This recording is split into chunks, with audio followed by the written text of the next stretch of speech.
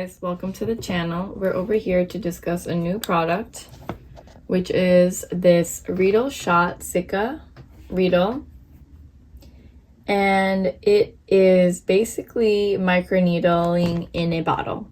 So once a week I wash my face and I put this on before I go to sleep, and it gives like a very tingly like microneedling effect sensation to the skin, and it's helped to reformulate fine lines, help eliminate rough skin, and give it a smoother appearance.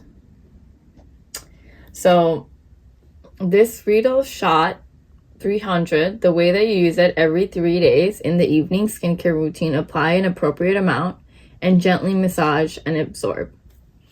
And then I put moisturizer on top and put on my nighttime care, like eye cream, additional serums, and that would be the nighttime care for that day that I'm using this.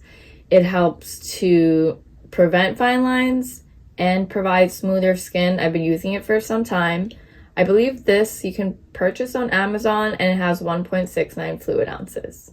So if you are looking for a new product, but you don't want to do microneedling and you're scared of invasive treatments, try this serum and see what results you get. Let us know in the comments.